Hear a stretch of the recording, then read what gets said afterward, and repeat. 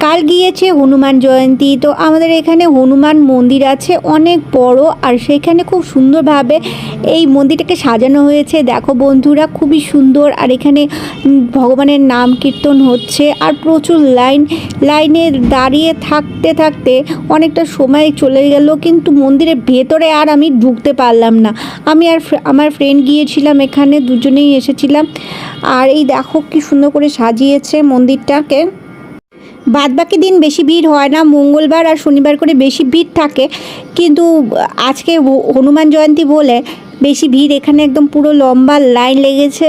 এই লাইন মনে হয় 12টার আগে শেষ হবে না, 12টার সময় ফাঁকা হলেও হতে পারে।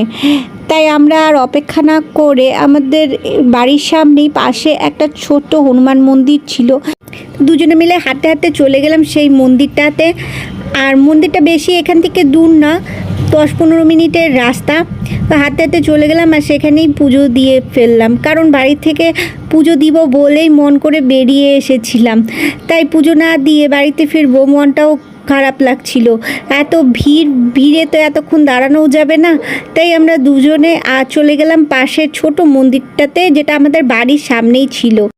শতরূপা ওয়ার্ল্ড ইউটিউব চ্যানেলের ছোট্ট ফ্যামিলির সদস্য হওয়ার জন্য তোমাদেরকে জানাই অনেক ধন্যবাদ। আর এখনও যারা আমার চ্যানেলটাকে সাবস্ক্রাইব করোনি, তারা শুধু দেখেই যাচ্ছ, তারা জলদি সাবস্ক্রাইব করে নাও চ্যানেলটাকে, কারণ এরপরেও আমি আরও ভালো ভালো ভিডিও দেওয়ার চেষ্টা করব যদি তোমাদের সাপোর্ট পাই।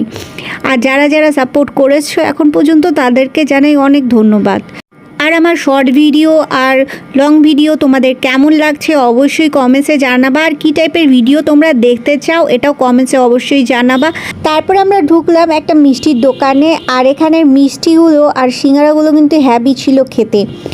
তাই ভাবলাম বাড়িতে নিয়ে যাই, আর বসে বসে আড্ডা দিব আর সিঙ্গারা মিষ্টি খাবো। আর আজকে আমার ছোট্ট ব্লগটা এখানেই শেষ করলাম। আবার তোমাদের সাথে দেখা হবে অন্য একটা নতুন ব্লগে।